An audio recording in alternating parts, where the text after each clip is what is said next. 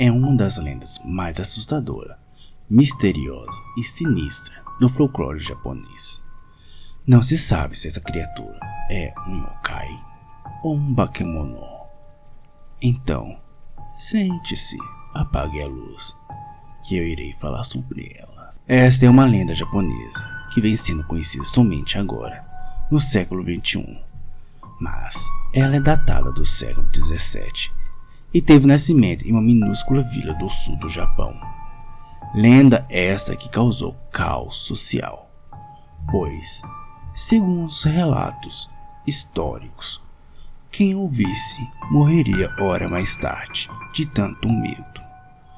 Para se ter uma ideia da proporção que se tornou a coisa, a fim de se controlar um possível surto coletivo, esta lenda foi considerada ilegal e todos os seus pouquíssimos exemplares foram destruídos, sobrando somente o papel oficial, que foi dividido em diversas partes e distribuído por todo o país de forma irregular. Ficou curioso, não é?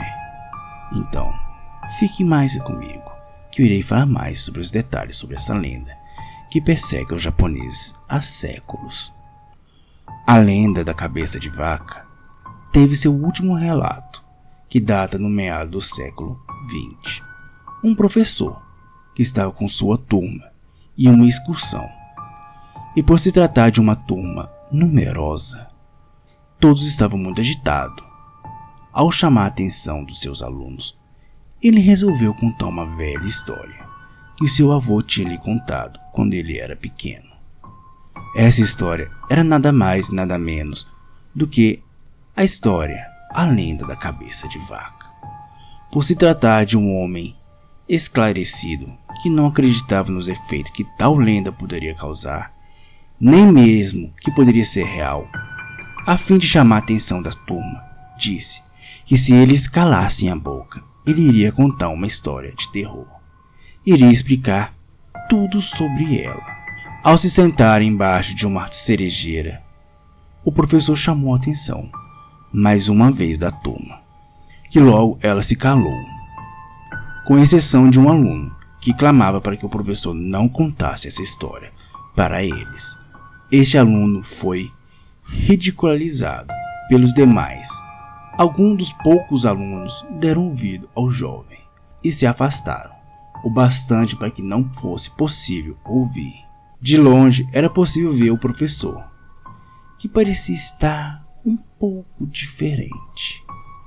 Sua pele tinha se tornado pálido. Seus olhos estavam brancos e foscos, sem brilho, como se ele tivesse possuído por algo. Ao retornarem para casa, o ônibus onde se encontrava a turma de alunos sofreu um acidente, aonde a maioria dos jovens acabaram morrendo. Aos poucos, o professor foi recobrando o sentido.